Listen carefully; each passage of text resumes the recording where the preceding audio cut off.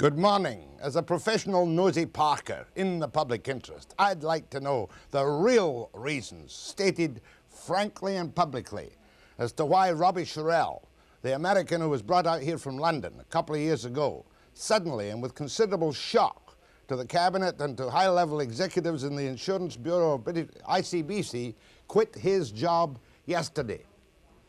Could it have been because of pressure from private insurance companies? I doubt it. But he made the announcement at a press conference yesterday morning at 10:30 in the presence of Hewitt, the cabinet minister, who is now responsible for ICBC, and about his plans, Sherrill said. On a personal note, I'm not going to a corporation or leaving to go back with ITT or the Hartford or any of those. If I were doing that, I would simply stay exactly where I am. There would be no benefit for me to try to capitalize on that particular market. What I do plan to do is to look into some personal activities, personal investments, perhaps even a small business of a type.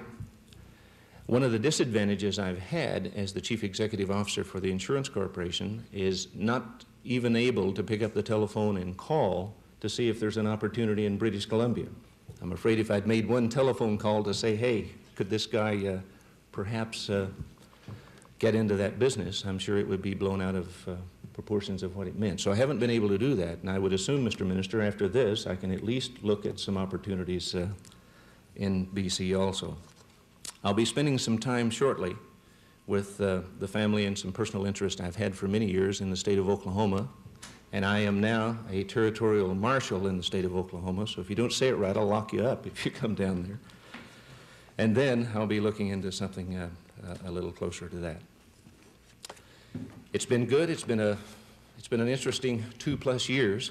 It's been an exciting 2+ years. And I'm sure that the succession program that hopefully will develop over the next weeks will be the type that my replacement will enjoy the same kind of free communication with you that you've allowed me to have. Was it something as simple as money? The first question came from my reporter, Brian Coxford, who wanted to know about the salary. He started to remember $80,000 2 years ago. Well, what I'd like to do, and I think I can do this better now than I could have without this announcement. I have to honestly say to you, if I'd been in control of the announcements, the salary would have never been announced in the first instance, simply because the one thing that's really personal to every one of you and me is our income. And I'd prefer not to deal with my salary as such, what it is now or what it was, or if there even was an increase. I'd prefer to leave that because I think that's very individual. I think it's very individual with everyone.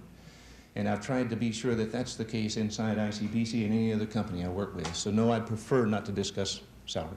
But Jess Odom of the Vancouver Sun insisted on asking another question because after all, it's a public corporation and public business. And here's Sherrill's answer to Odom's question. Jess, now they're going to get, it's $86,400. How's that? Interesting. It's not really fair, perhaps, to harry Robbie Sherrill as to why he quit and why there should be a full and public statement as to why he's quitting. Perhaps. I think it is. Now, Sherrill had a good reputation with the private insurers in this province, even though they do not like and do not trust the policies of the monopoly ICBC. Sherrill certainly didn't quit because of the bureaucratic nightmare which some say comes ahead with the implementation over the next couple of years of what they call the FAIR plan, Fundamental Auto Insurance Rates. This, of course, is a pioneer plan of the monopoly in British Columbia. It's not being used anywhere else in North America that I know of. It level rates the territories. It wipes out all apparent discrimination against women's and under 25s. The under 25s had their premiums halved this year. And of course there will be a nightmare when it comes to the full fruition of that, because every time you have an accident, it's conceivable that if two people have an accident with a couple of $100 damages, the ICBC will collect $800 in penalties, one way and another. And as you and I both know from my last interview with Sherrill, there are $25 million worth of bad debts on the books right now. And with the implementation of FAIR, the private people predict that the bad debts will go up to $50 million or more because of the difficulties of collecting the penalties under the new form of ICBC coming up. The other thing is that the private insurance companies are very resentful as to the tactics of ICBC in the general insurance field, because they've done quite smart things, such as going for a 20% discount for senior citizens on their home coverage, when the private insurance men will tell you that there's no actuarial proof that senior citizens are any less of a risk than ordinary people when it comes to covering their general insurance. And there has been pressure from the private insurance companies about the policy of ICBC because of their drive with direct buying and general insurance. So why did he quit? I'm beginning to think that Sherrill quit because he wasn't getting enough money. 80,000, he's got his interest in the States, 18% discount on his money. Over the past 2 years, he only got an increase of about 8%. The VPs below him got much bigger increases. It could be, and Mr. Sherrill isn't willing to tell us, that he made perhaps a not unreasonable demand for a much larger flat salary and was turned down by the penny-pinching directors of ICBC. But I still think that the public of British Columbia, in view of its direct interest in the Insurance Corporation of British Columbia, is entitled to a much fuller and franker disclosure from Sherrill and from J.C. Gilmer, the new president, and from Hewitt, the cabinet minister in charge, as to what went wrong with Sherrill's plans, as he told me, to come here, make his career here, and stay here until he drew his pension from a generous Insurance Corporation of British Columbia system. We don't know why Bobby quit, probably because of money. I wish somebody would tell us. Okay, what else am I going to do this morning? Funny enough, I'm going to talk about the Council for Canadian Unity with Robert Dowsett, who is the chairman of that council. Or is he the president? Chairman. And he also happens to be a big shot in Crown Life, so we'll talk about pensions. And later on the program this morning, we're going to talk about some chickens whose necks are about to be chopped off. It's not the chickens we're so much worried about as the 130-odd employees in Maplewood Poultry. This is another thing where Hewitt is involved. He's the guy who won't give the FIRA approval to FIRA for Cargill, the Americans, to take over the Maplewood Poultry plant. And on that particular topic, I shall be interviewing Bryan Hambley of Maplewood Poultry after the break.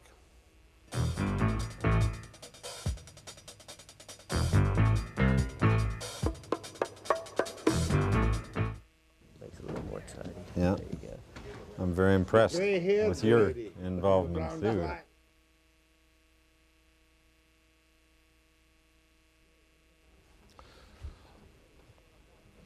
This very day, René Lévesque will announce the date for the Quebec referendum, yes or no, on that strange question which he's putting forth in front of the people of the province of Quebec. And in the studio this morning is Robert Dowsett, who's chairman of the Council for Canadian Unity. Have you people contributed to this battle at all in any way, shape or form? And can you give me a rundown on what you think is going to happen? Can you whet my interest? Well, I'll try, Jack. First, let me congratulate you on your 62nd birthday, which is today. Congratulations. He blows it. Everybody watching thinks I'm 38. I tell you off the record how old I am, and you destroy me in front of 200,000 people. Well, I'm impressed, Jack. You're 62 years young, and I think that's wonderful. I'm not yet qualified for any pensions, but we'll talk about pensions later. I want to talk about the referendum. Fine. The Council for Canadian Unity is an organization that's been around for about 16 years, and we've been working effectively for a no vote, although we didn't have it framed in those terms, for the whole 16 years. The Council is an organization which is nationwide, nonpartisan, private sector oriented, non-political, with supporters all across the country, and it's at work trying to improve the understanding of Canadians, of each other, and of all the strains and all the good things about our... Mr. Dowsett, I've heard all this 1,000 times. The predictions I read from Quebec are that the chances of a vote in favour of the referendum are quite considerable. Yes, there is a group of people that are interested in voting yes. Although they are federalists and they want to keep the country together, they want a revitalized constitution, as most of the people in the Council for Canadian Unity want, a revitalized constitution.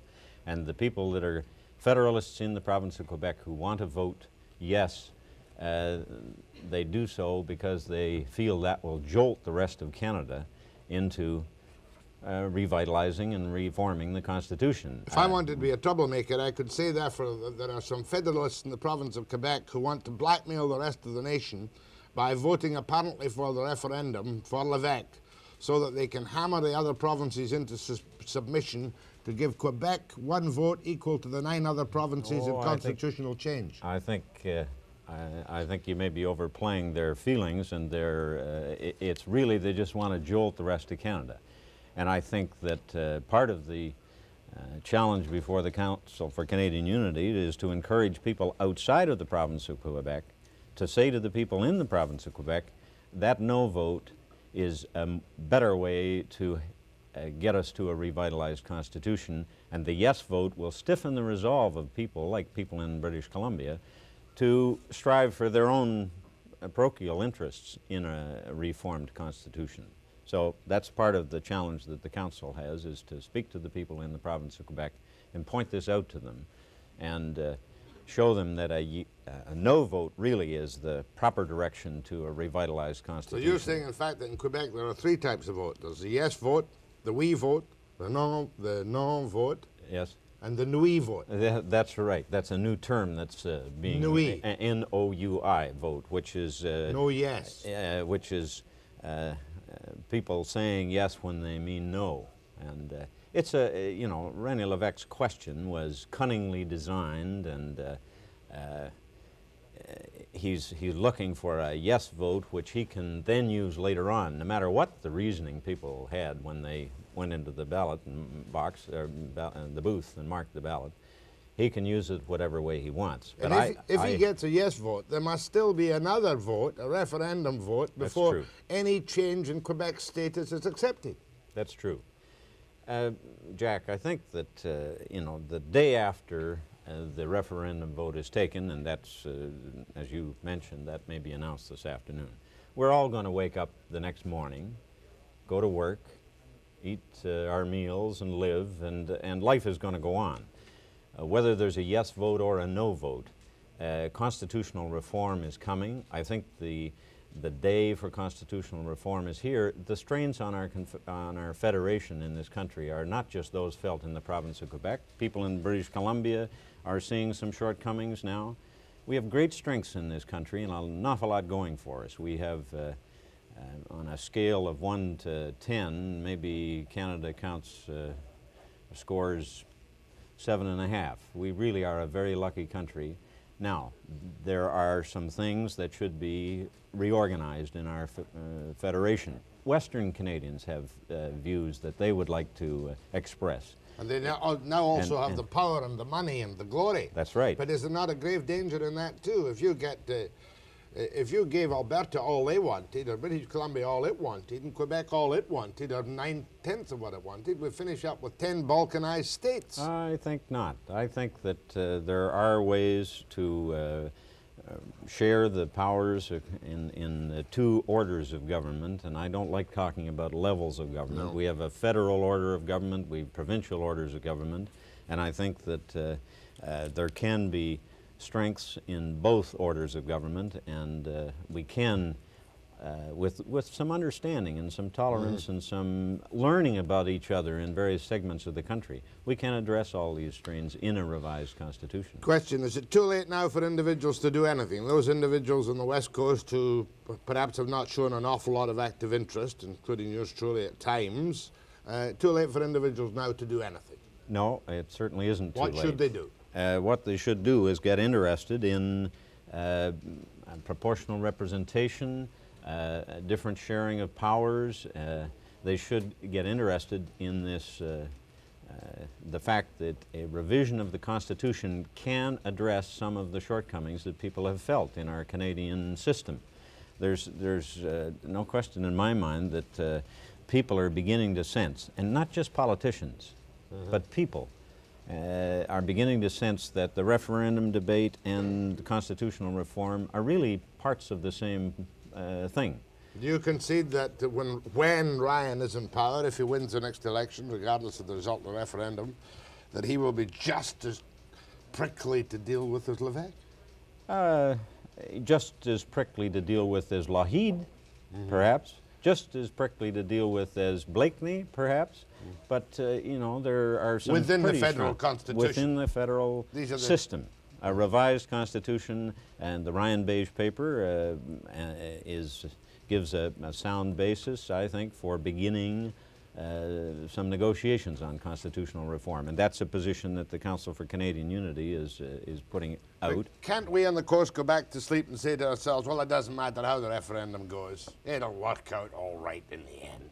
Well, yes, that's true, it'll work out, but I think that thinking Canadians right from St. John's, Newfoundland, all the way to Victoria, British Columbia, have got to start thinking about some inputs into this great country of ours. It's not going to work out all right unless some thinking people have some interest and put something into it. You must be very glad that Trudeau was re-elected.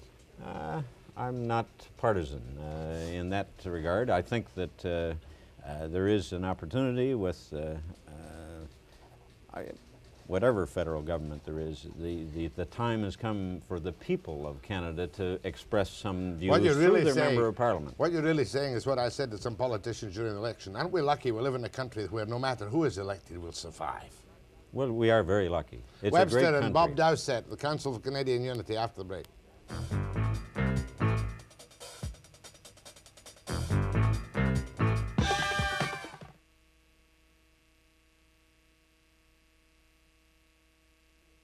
Change of topic with Bob Dowsett, president of Crown Life. He's just told me, so obviously it's going to happen, that 50 years from now, one Canadian and three adults. One Canadian and three, one adult Canadian and three adults Yes. will be 65 or more. Right. Oh my God. When will Canada Pension Plan go belly up? When will private pension plans get into real trouble? When will indexed pensions for MPs and others be wiped out as a piece of arrogant, self-seeking nonsense? Simple questions. Yeah. Let's take the first one. The Canada Pension Plan and the Quebec Pension Plan won't ever go belly up. Why? Because they're supported by payroll taxes, and the government of the day in the year 2000 or whatever can increase the payroll taxes to support the benefits that are being paid under the Canada Pension Plan. Let me stop you there. We're not talking about old age security. No, we're talking about the Canada Pension Plan and the Quebec Pension Plan. Right. There is a fund that has been built up with this contributory wage-related public pension program. There has been a fund built up because the benefits just started in 1966, and gradually the benefit rolls are growing. As a matter of fact, there's less than just over 1 in 3 65-year-olds or more are in receipt of Canada Pension Plan or Quebec Pension Plan benefits now. So the benefit roll is growing, but even in the year 2000, it'll still be only 4 in 5 senior Canadians will be receiving benefits. So as the benefit rolls grow, the contributions started, and the contributions have been bigger in the early years of this plan. The contributions have been bigger than the benefit payments out. So there is a fund that's built up, but that fund will go down, or and is it not a fact, depend. Is it not a fact that some of the surplus contributions to the Canada Pension Plan have been loaned back to provincial governments for roads, highways, bridges, streets, whatever? They've been invested. Those Canada Pension Plan contributions have been invested in provincial securities. That's true. There's nothing wrong with that. Except that the provinces are going to have to pay that back in addition to the federal government. If the fund starts going down again. But the thing that should be done, Jack, and that is one of the thrusts of one of the initiatives that the Canadian Life Insurance Association is pushing, is for a gradual increase in the Canada Pension Plan and Quebec Pension Plan contribution rates. As it is now, the contribution rates, which are payroll taxes, 3.6% of YMP, yearly maximum pensionable earnings, up to a certain level, about $11,000 or $12,000 now. That 3.6% is nowhere near big enough in the long term to fund the benefits that are promised under the Canada Pension Plan. After the plan matures, and that'll take another 40 years, After that Canada Pension Plan, Quebec Pension Plan matures, the rate will be more like 8 or 9%. And so the 3.6% should be increased on a gradual basis, starting next year. All right. But let me say, there's a corollary to that. The benefits should not be increased. The benefits under the Canada Pension Plan should, in our view, at the Canadian Life Insurance Association, not be increased. And there have been some people, the David Kroll report on retirement policies, suggesting that there should be increases in the Canada Pension Plan benefits, but I don't believe so. Okay, you say increase the premiums, don't increase the benefits. Point number one. Point number two, the strong political pressure now for home persons, wives, to go on the Canada Pension Plan. Is that feasible or desirable? I don't think it is. I don't think it's feasible. Even because, if they contribute? Yes, even if they contribute, because it is a wage-related plan, the Canada Pension Plan. It's really a second deck. And if government is to be involved in providing basic income for pensioners, they should concentrate on the Old Age Security Plan, which is there now, providing $4.7 billion in the last 12 months paid out through government, and that's general taxation revenue that's paid out to our 2.2 million senior Canadians aged 65 and over. And that's the way, and then the additional guaranteed income supplement, which was announced yesterday, for well, instance. an increase in the guaranteed income. $35 increase in the guaranteed income supplement for per home, per $17.50 household. to a married couple. $17.50 each to a married couple, $35 to a single So the single people will benefit Canadian. most. Well, they do now from the guaranteed income supplement. But they need it most. Yes, you're right. As a matter of fact, that's another thrust of the Canadian Life Insurance Association position, and my own position, that if governments in Canada want to do anything to improve the pensions of our senior Canadians, or our future senior Canadians, the thrust should be first on the existing senior Canadians, because there's about 330,000 people over age 65, senior Canadians, who are living alone and living below the poverty line, which Statistics Canada in 1979 said was a money income of about $4,500. Now those people, with single, mind you, they're living alone.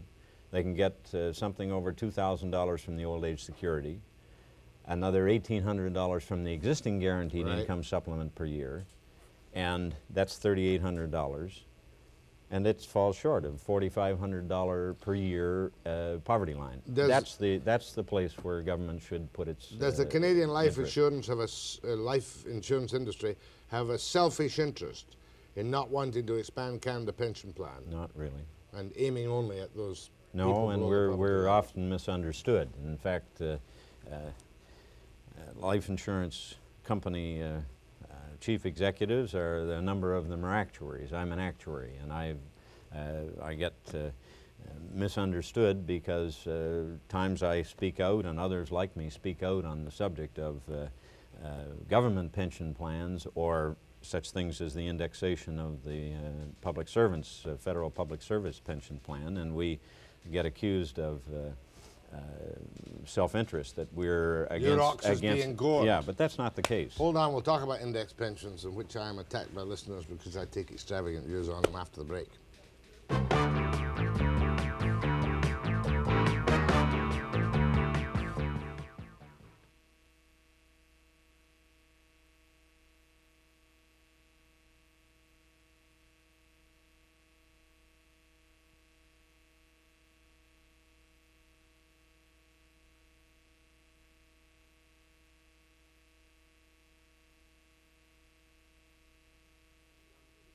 My tongue-in-cheek advice to young people is, if you want total security as a good, venturesome Canadian, get a civil service job.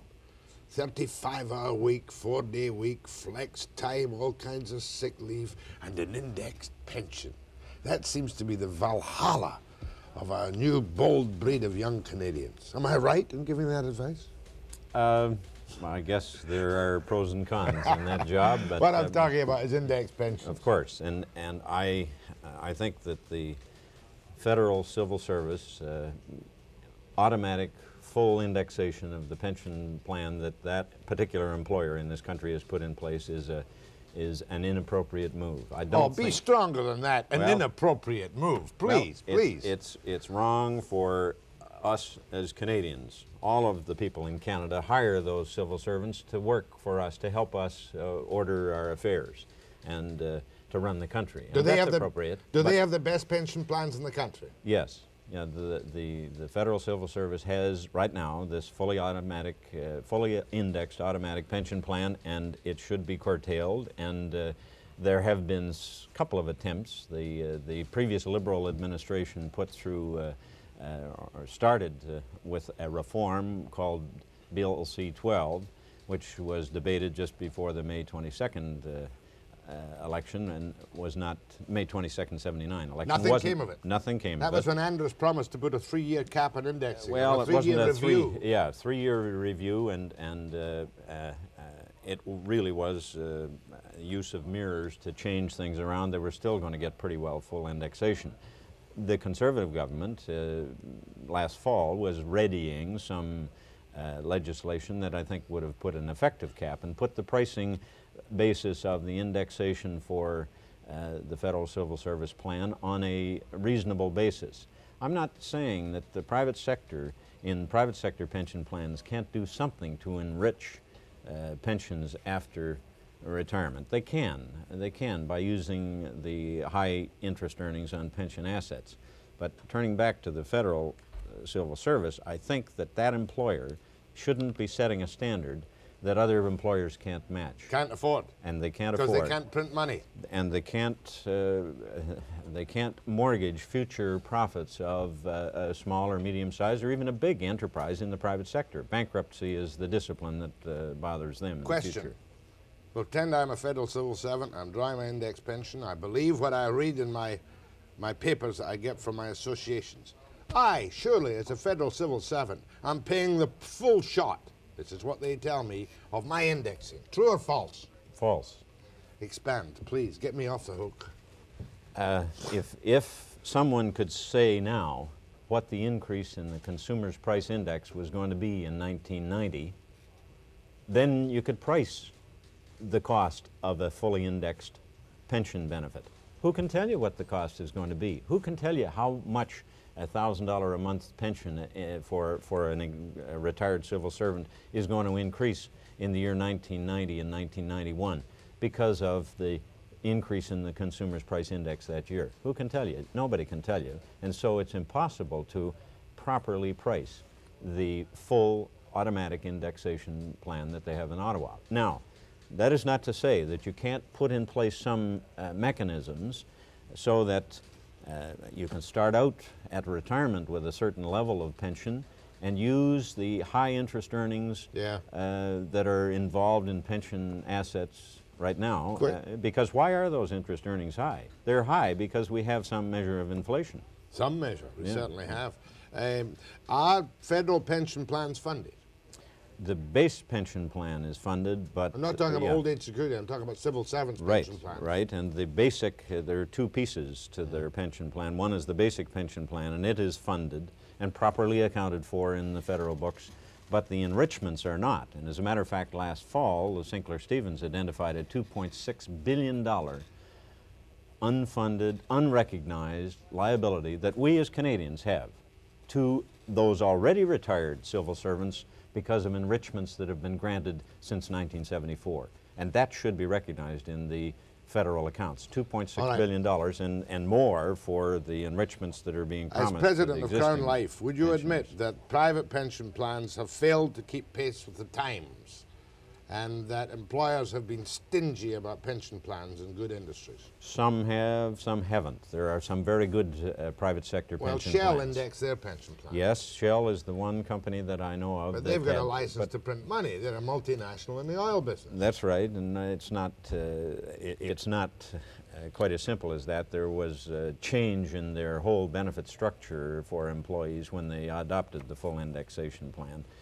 But there are some very good private sector pension plans, and there are some that aren't so good, and there are some small and medium-sized corporations that haven't any pension plan, and I think that's something that employers right across this country should be addressing. They should be improving the portability of their pension plans, the early vesting, and the benefit structure, and examining this possibility of having some post-retirement enrichment to reflect some part of when you say early consumer vesting, price do you mean index to give the contributor, increase. the employee, an earlier hold on the employer's share of contribution? That's right.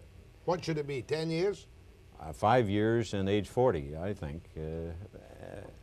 Both, age 40 and 5 years, or even age 35 and 5 years. And portable to another employer? Well, the two things are linked. If you create for a terminating employee a situation where he can have his contributions and the employer's contributions to the pension plan on his behalf locked in, so they provide a vested paid-up pension when he leaves at age 40 or age 35, then you don't need to actually have the He can leave pension that credits. lying and draw it when he He wants could to. leave it lying. Now, a better scheme is to have a system of portability of pension credits, so that when a man leaves one employer and goes to another employer, he takes his years of service in that one pension plan and actually gets credit in the new employer's pension plan for those years of service. Would the money follow him into the other plan? Yes, there will be certain transfers. Now, interestingly enough, the Canadian Life Insurance Association has amongst the life insurance companies a pilot project going now. We have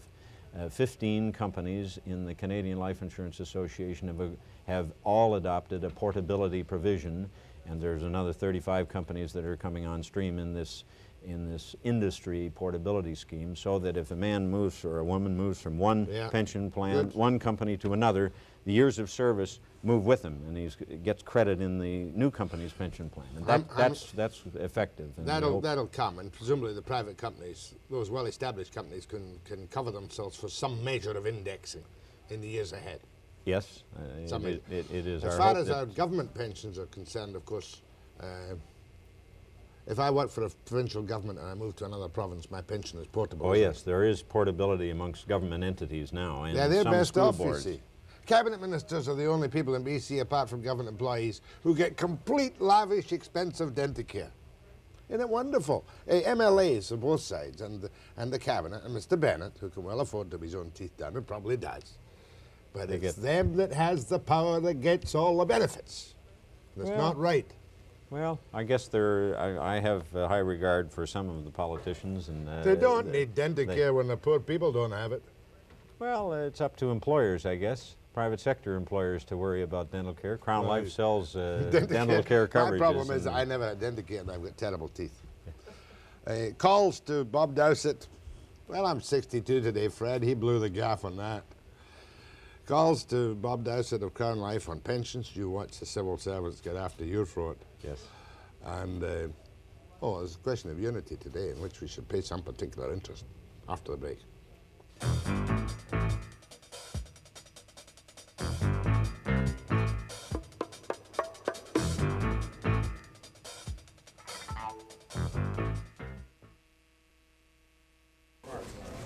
Seconds coming back. Oh.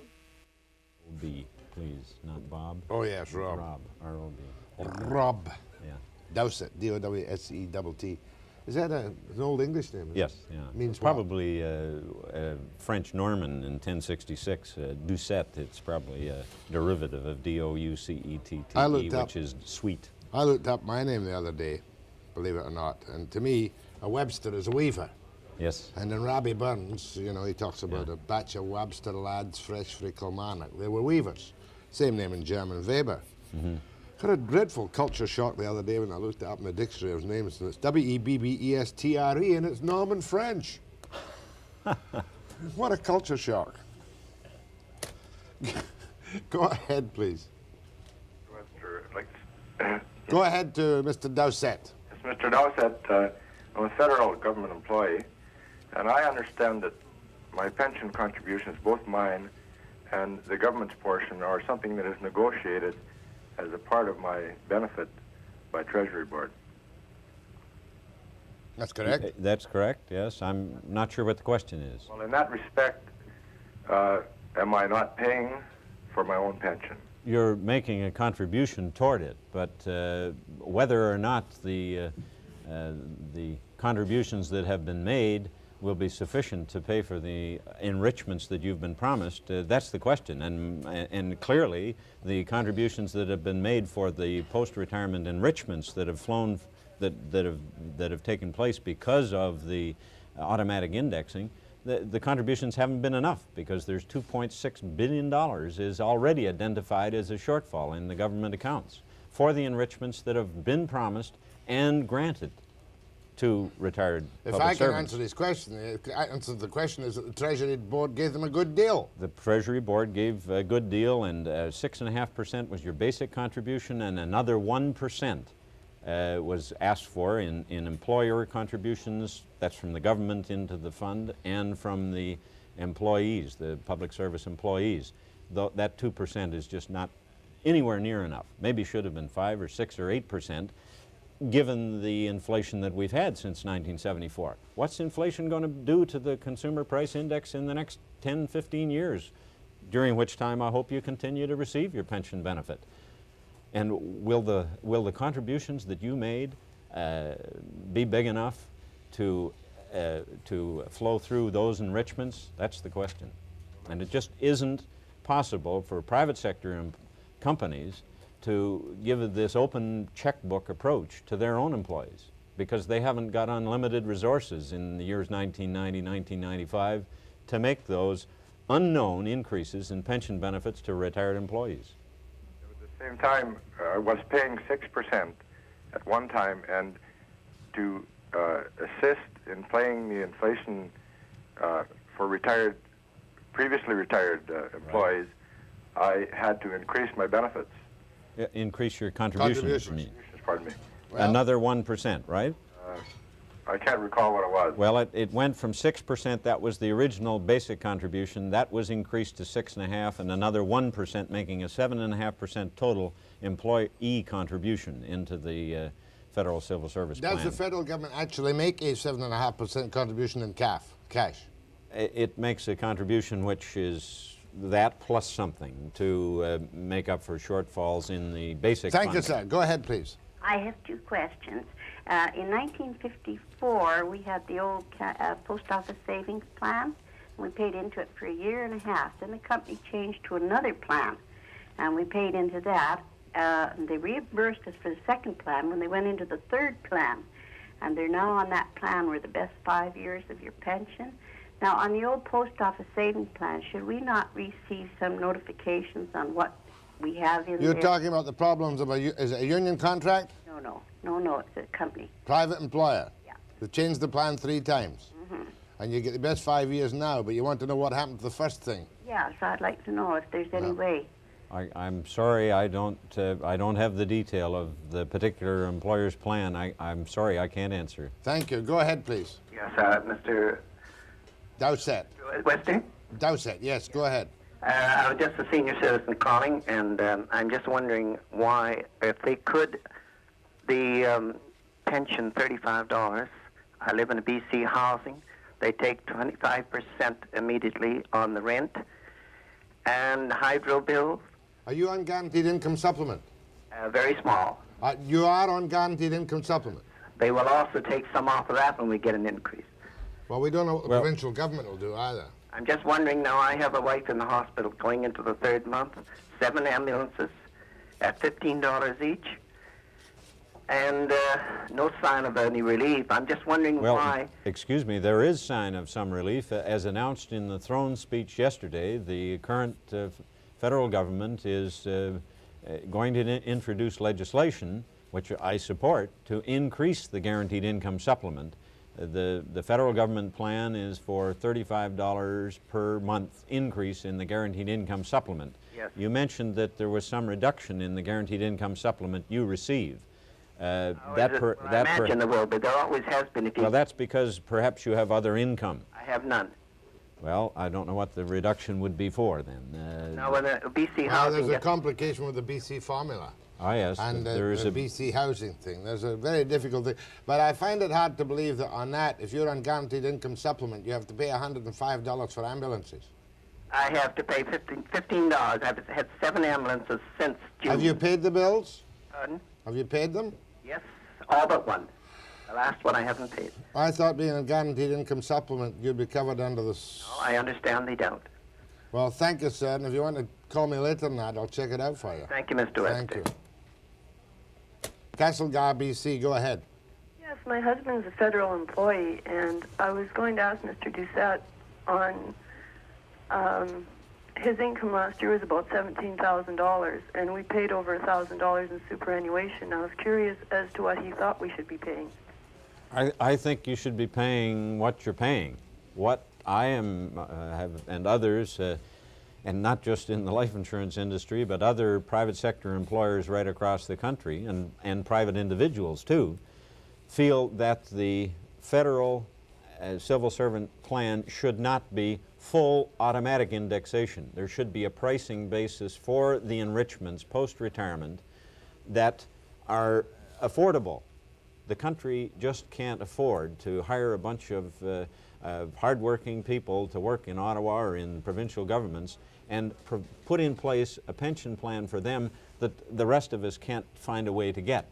And so my recommendations and those of the Canadian Life Insurance Association are to put some reasonable pricing basis on the federal civil service pension enrichments.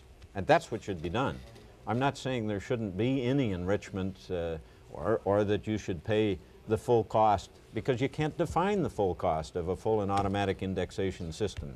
To put it extravagantly, if inflation went out of control and went next year, as it did in Britain a couple of years ago, to 24, 25%, right, would that mean that those on indexed pensions would get a 24 or 25% increase in their pensions? That's true. It's bad. If the consumer price index goes up by 25%, then under the current legislation, all of the retired civil servants would receive increases of that magnitude. So therefore, the poor guy working for a private company who gets a flat pension, no increases, over the next few years, his pension halves in value, and the federal civil servant, if it stays as it is, doubles in value. Or Conceivably. or stays the same in value. But conceivably, if it goes up with the consumer, amount. right? And I guess that's one of the concerns that I have about this imbalance between this group of employees in Ottawa and the employees of other companies and the private citizens around the country. Who is it that's interested in wrestling inflation to the ground? Trudeau.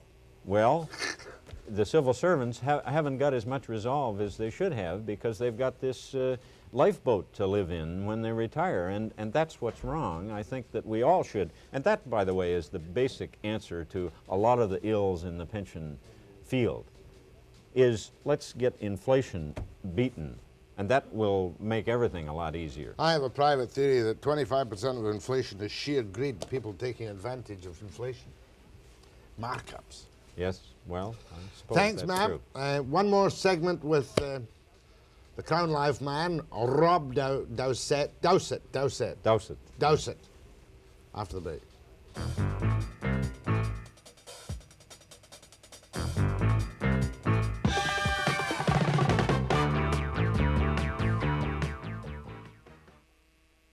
Talking about pensions with Rob Dowsett of Crown Life. And a call from Royston on Vancouver Island. Go ahead to Mr. Dowsett, please. Two reasons here why pensions surely should be indexed. As a young man in the mid-30s, I bought a government annuity, $50 a month. The government has since then, I'm drawing it now, has raised it to $60 a month. Now, my $50 a month in 1936 would probably buy me the equivalent of $300 a month today. I saw figures the other day showing that the prices had risen since 36 about 6 times. That's one. Two, as a young boy in grade school, I bought a 5-cent chocolate bar in 1921 with a 1,000,000 mark German note wrapped around it as a souvenir. Now, what good Right. a $50 a month pension? There's no question that indexation is indexing of benefits is something that we all would like to have if inflation is occurring. Well, there's no question. By the same token, everyone in Canada should have a bed to sleep in every night. I don't argue with that. How do you provide it, though? The federal government doesn't set out to provide beds for everybody in Canada. The federal government doesn't set out to put bread on the table of everybody. They pay salaries to people, they pay pensions to people, and that's up to the individuals to do certain things for themselves. I hope that the private initiative isn't completely dead in this country. I did something for myself. I bought and paid for a pension. Exactly, and I feel for the people that are caught and unable to fight back against inflation, and most of the retired people are in that position.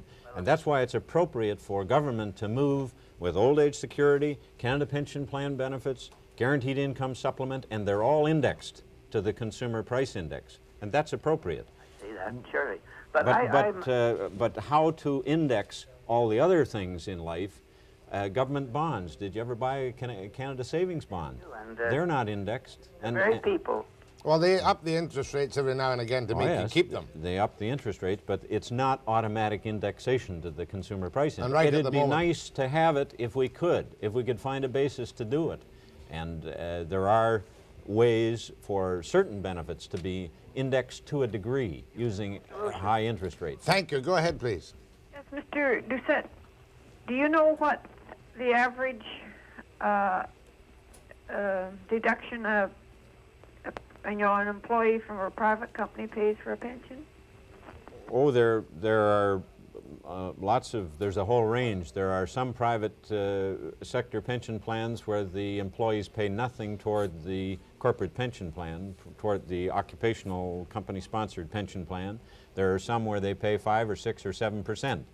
There's a whole range, and it depends on the benefit package that the employer wants to put in place. But under some of these private pension plans, I have recent experience with a friend. Even though he'd been in the plan for years and years and years and years, it wasn't vested in him. And he only got back eventually his contributions plus interest, and none of the contributions of the employer. And that is changing as employers are addressing this problem that we have in Canada of the mobile employees and worrying about earlier vesting. And you would go for 5-year vesting at even 35 or 40. Yes, sir. Now, every 5 years when you've invested into a plan, that amount should be vested, employer and employee contribution. Locked in. To the employee. Well, invested in a pension to purchase a pension benefit for that employee to start at age 65. But we mentioned Shell Oil. Is that the only company which fully indexes employees' pensions in Canada? The only one that I know of, and there are some carve-outs on that too. It's not the full pension benefit that is fully indexed. It's not as good as the federal one? Not as good as the federal one. Go ahead, please. Hello. What I would like to know, and I like Mr. Webster's comment. It says $35 a month on a senior citizen, $35 a month that we are supposed to get. You will get it on July 15 if you're presently in receipt of guaranteed income supplement. Is that right? I don't understand. Hold on. And if the legislation is passed. This is a proposal of the federal government. The legislation has not been passed. A single person. Ma'am, I can't really... Just answer me some questions. How old are you? I'm 66. Are you on the... You're getting the old age security? Yes. Are you on the guaranteed income supplement? I have no Canada pension. Do you get another check from the government? No. And do you have any other income? No. Well, you should be on guaranteed income supplement. Hold on and give Linda your number and I'll get somebody to talk to you. Hold on. You got it, Linda? Because there's no percentage in pursuing that call if she merely wants basic information. Go ahead, please. Good morning. Morning. Jack, may I speak to Mr. Dowsett, please? That's why he's here. Go ahead.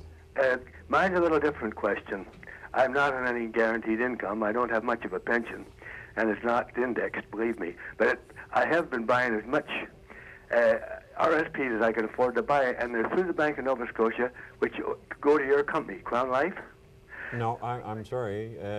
My question is... I'm not sure how they come to Crown Life. Doesn't matter. What's your we question? do sell registered retirement savings plans, but not through the Bank of Nova Scotia. For the tax purposes, it says Crown Life at the top. Well, that's fine. That's yes. right. We're happy about that. Yeah. What's the question? What percent, when I have to change these, next year I'm going to have to change them to an annuity. I'll be in my 71st year. Yes. And what percentage, do you know what percentage I'll have to pay and changing that, the money that I have in the RSPs over to an annuity? Do you mean what percentage will be involved in the pricing of the annuity that's purchased at that, what an interest assumption? I have 15,000. What percent of that would I have to pay? Well, the whole of it will be transferred over into an annuity. 100% of the money will be transferred from the Registered Retirement Savings Plan Fund savings part into a life annuity that will start paying you a regular life pension, life annuity. Is there no charge for that? Constitution within 5 years, and the feelings of all the groups in Canada, and that's Westerners, British Columbians, Newfoundland people. I hope we'll all feel better about the effectiveness and success of our Canadian system. Yeah, and I'd certainly hate to see Lougheed turning out the lights in Ontario. That's only a joke. Yeah. My thanks to Bob Dowsett of Crown Life and the Canadian Council, the Council for Canadian Unity. Next, I'm going to talk to Mr. Hambley of Maplewood Poultry, see what's going on between him and Fira and Cargill and, what's his name, Hewitt and Victoria, and 130-odd jobs out at Yarrow, isn't it? Clearbrook. Wasn't far off. After the break.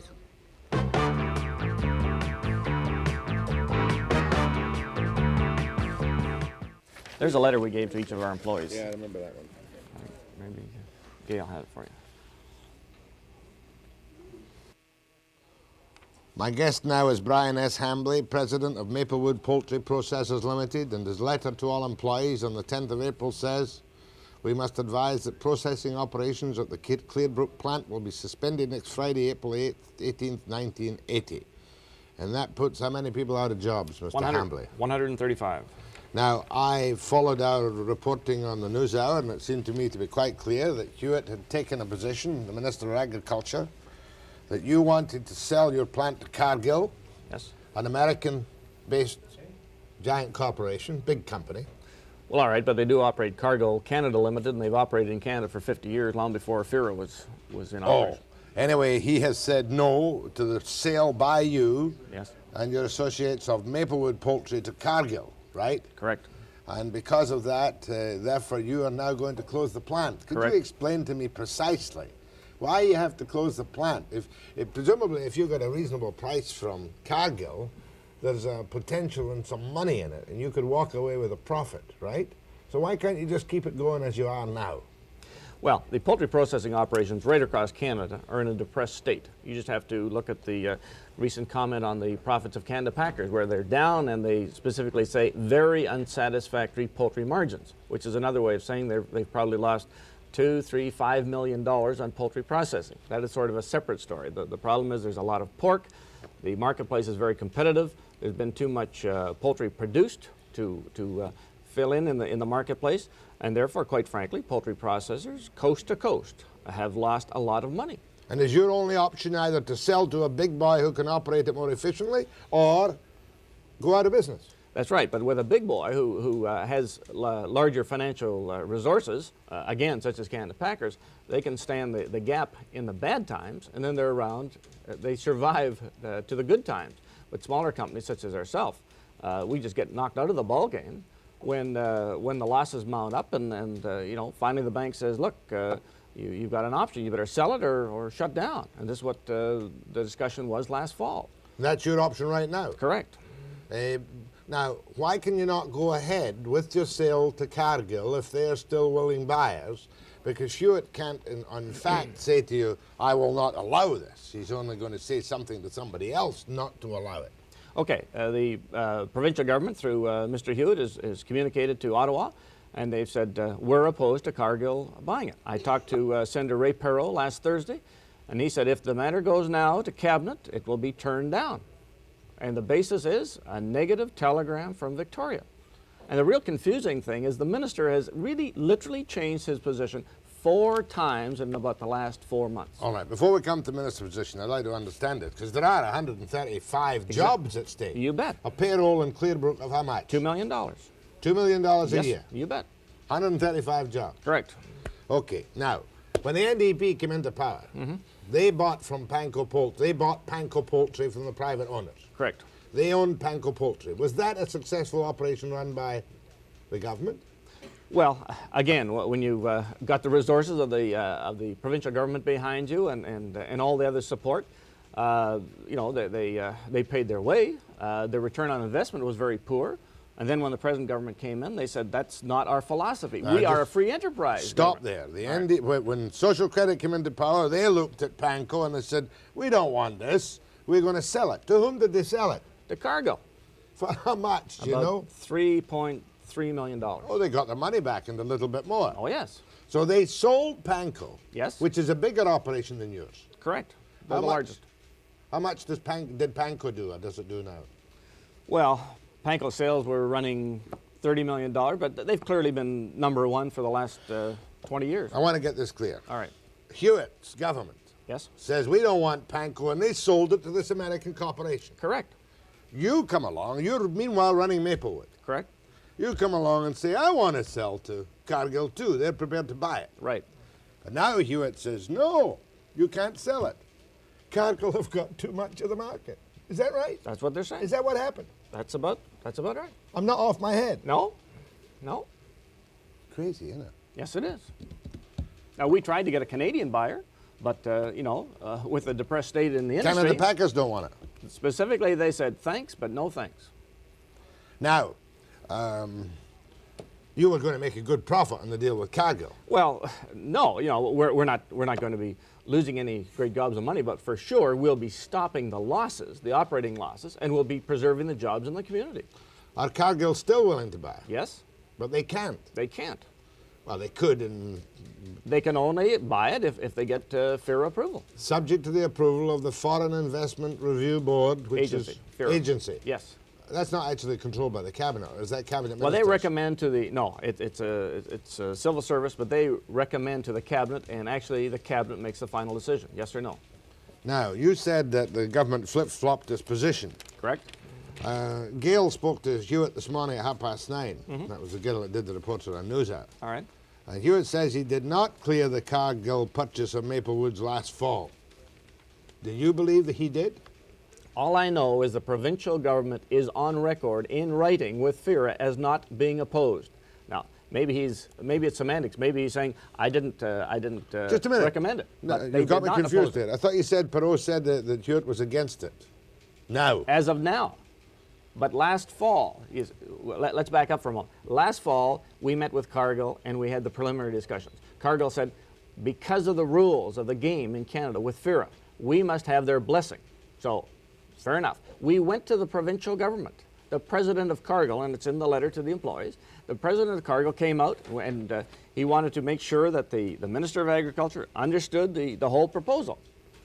The minister did not attend the meeting, but arranged instead for his deputy minister, Mr. Peterson, to convey the message that the provincial government would not oppose the purchase of Maplewood by Cargill. Absolutely correct.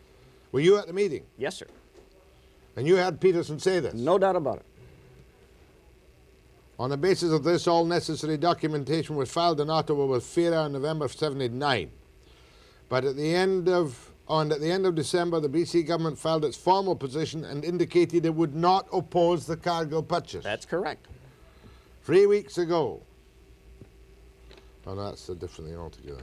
And now, just recently, Hewitt has reversed the position of Peterson and his department and his written submissions to FIRA. Well, I've indicated 4 different positions. Last fall, the provincial government formally is on record, not opposed. Not opposing. 3 weeks ago, a Canadian operation indicated to Mr. Hewitt that they wanted to buy it. So then they fired off a telegram to Ottawa and said, we are now opposed. We think there's a local Canadian buyer. Fair enough. Cargill stepped back and said, okay, if that happens, it happens. That's how business is done. Next thing. The next thing is this same group withdrew their interest and said they didn't have the financial resources. Pan-Ready Poultry. Correct. A growers cooperative. Correct. And so you went back to Cargill. Well, just a minute. Remember, at this stage then, he is opposed.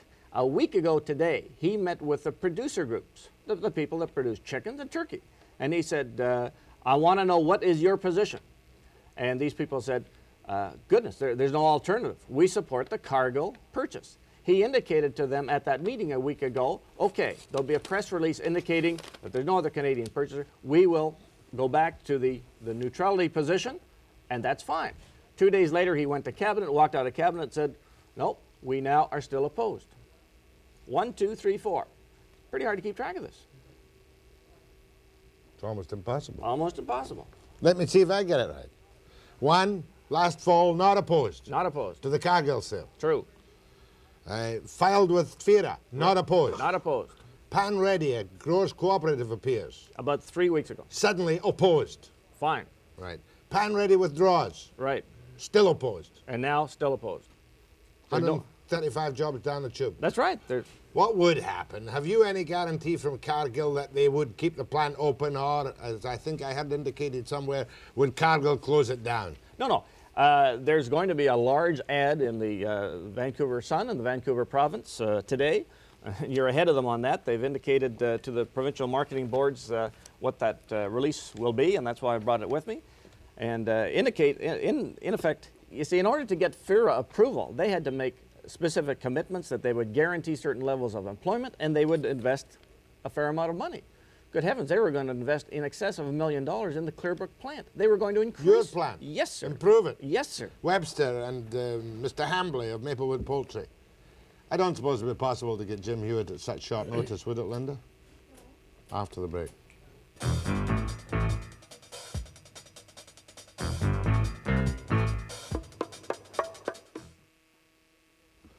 There's just a chance that Jim Hewitt, the Minister of Agriculture, may be watching in his office in Victoria this morning. If you are Mr. Hewitt, could you get a caller through the BCTV switchboard, the general switchboard number 420-2288, and I can put you on the show, because what is being said about you this morning would seem to indicate a definite change of mind on not one but at least 2 occasions by you, causing great confusion and threatening 135 jobs.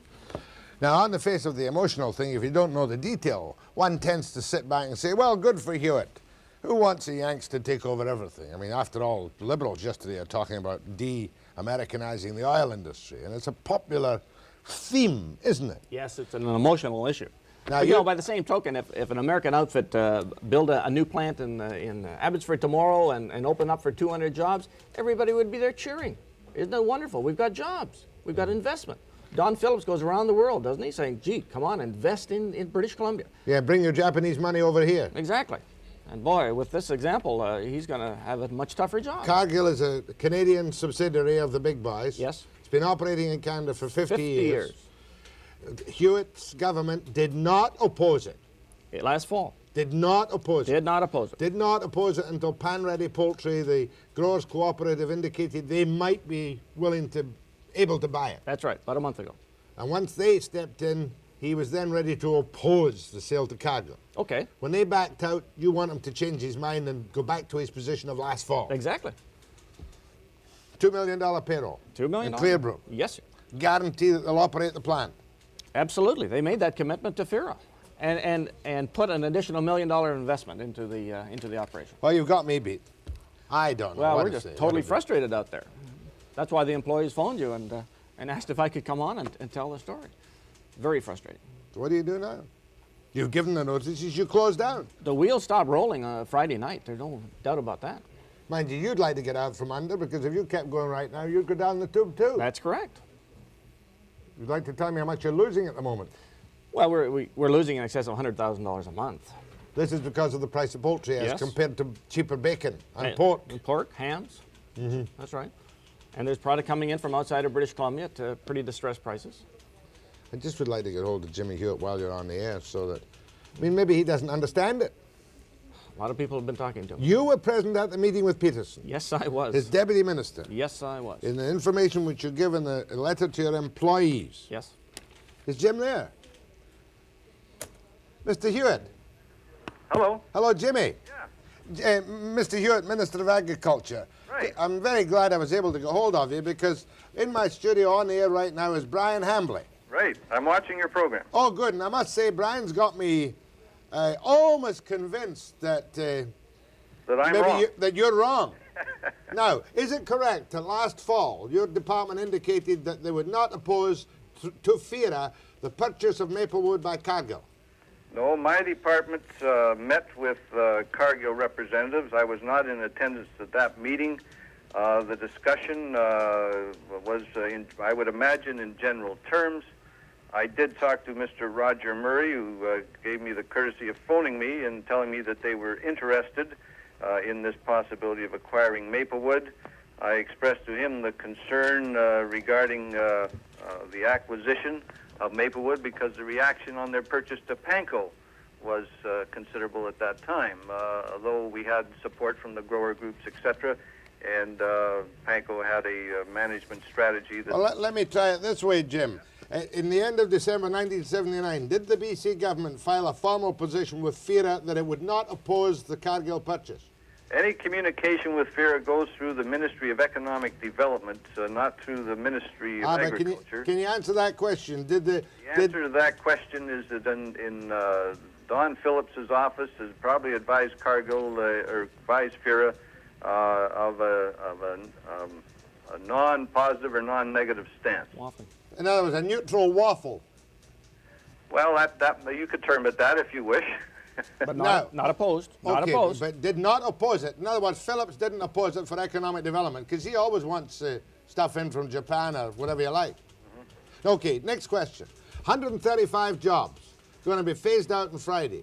Cargill, I'm told by Mr. Hambley, guarantee $1 million expansion to FIRA, guarantee the continuation of the plant, I suppose subject to economic measures, economic situation. Mm-hmm. Are you prepared to change your position with FIRA now or to attempt to get the Cabinet to change its position? Well, one of the comments that Mr. Hambley has not stated is the impact of Cargill's production or processing in this province. They have Panko, which gives them, I believe, 60% of the turkey processing, gives them, I believe, and Mr. Hambley can correct me, 26% approximately of the broiler processing. If they acquire Maplewood, they will now have, I believe, 82% of the turkey processing and about 43% of broiler processing. That gives them a major impact. Jack, I've got, in looking back at this, when you look at the response out of the turkey producers, the turkey board, the broiler producers, let me just read you a paragraph from one of the letters. As you are no doubt aware, the acquisition by Cargill Grain Canada would place them in a position that would give them an unprecedented control of the turkey industry in British Columbia, which could, if they so desired, in a very short time, render the independent producer absolutely helpless. Now, that's a letter of March 3rd, 1980. But just a minute, is he not going to be more helpless if there is no plant there for him to deal with? Well, as you know and as I know, the plant doesn't disappear. I can understand Mr. Hambley's concern.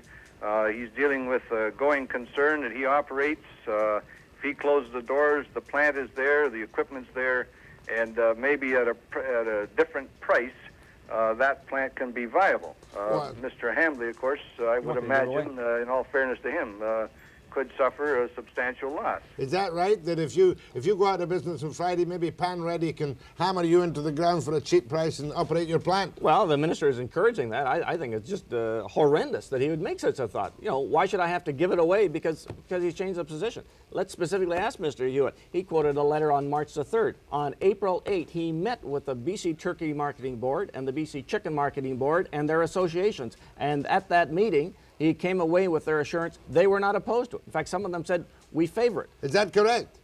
Yes, I met with... got it. Jimmy, could you hold on a second? I'm behind in my commercials, and as you know, they're the lifeblood of my business. But I want to spend the last 2 minutes with you after the break. Will you please hold on? Minister of Agriculture, James Hewitt, speaking from his office in Victoria. Thanks, Jimmy. Right. One break, now.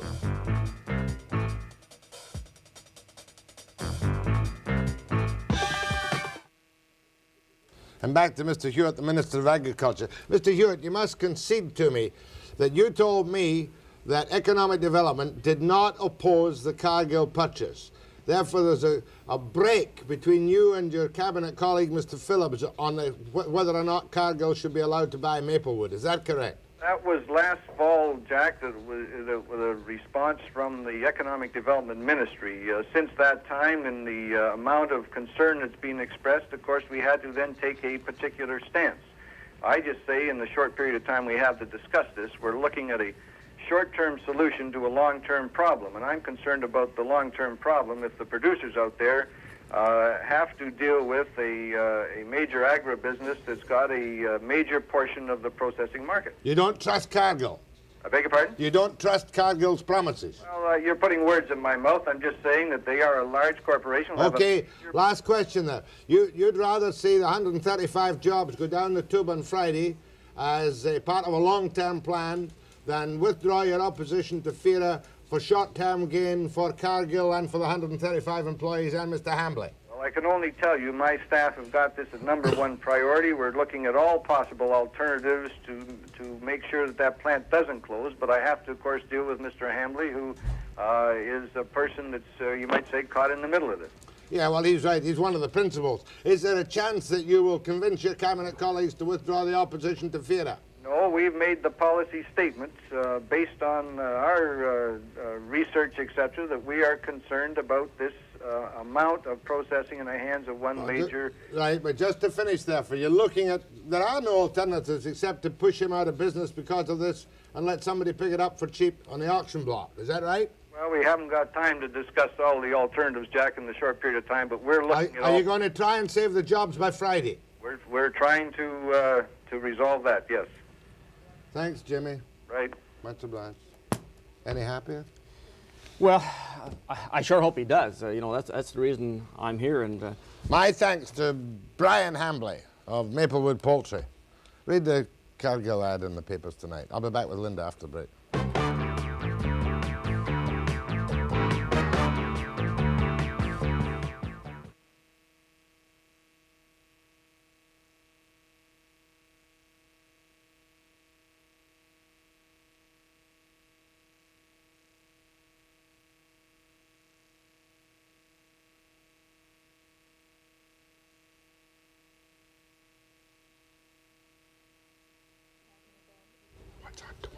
Tomorrow we have Nobel Peace Prize winner Betty Williams. From Belfast? Yes. You forgot? And happy birthday, by the way. I was just going to tell you you'd forgotten to wish me a happy birthday and burst into tears. 9 a.m. precisely tomorrow.